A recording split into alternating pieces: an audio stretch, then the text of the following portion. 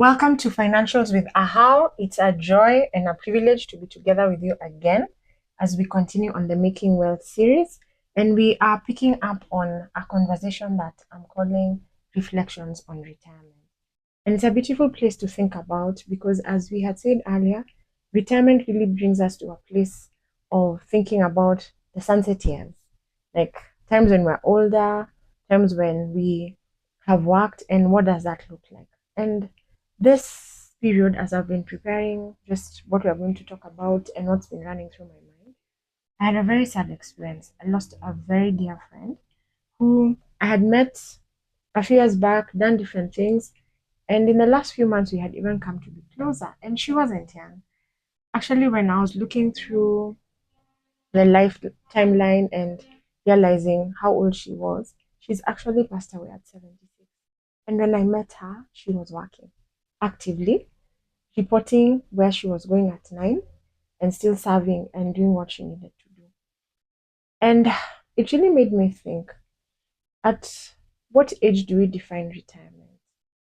And when we're defining it, why are we defining it in that way? And what are the things that are informing that decision? And we've had a lot of talk of late over and to retire by 30 and to retire by 40, by 50. Me, I'm retired. And it's just a big question I'd like us to ask ourselves when we talk about retirement. And I mentioned it last time that retirement may mean we come out of an active workforce in a certain sense. But does it mean that we just sit and stop doing things? Does it mean we are now perpetual spenders and we're not bringing in any income in a sense? And it's really been a place that I've been sad, I will not lie, but also reflective. Like when I look at this lady's life, oh my goodness, I don't think she knew retirement in the way that many of us are defining it.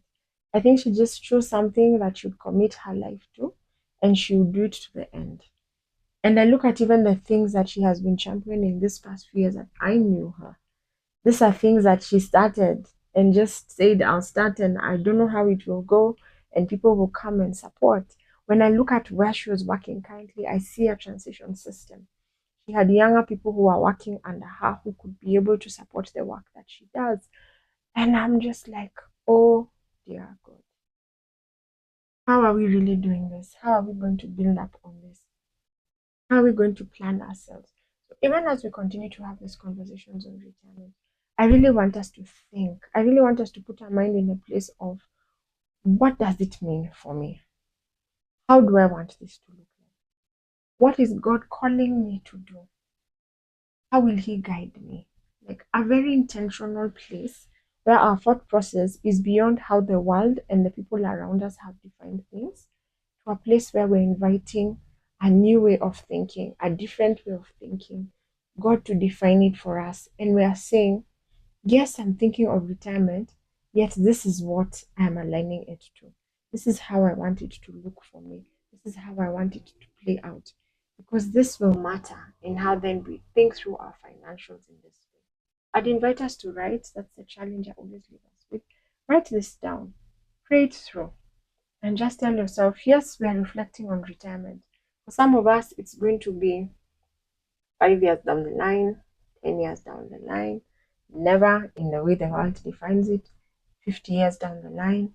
What does this really mean? And then how will that build into the conversations we're having about our financials and the outcomes we want to see for us?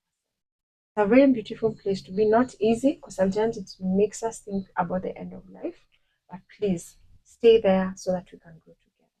Thank you for listening. It's been a joy to share with you, and I look forward on us building on this conversation. God bless you. It's a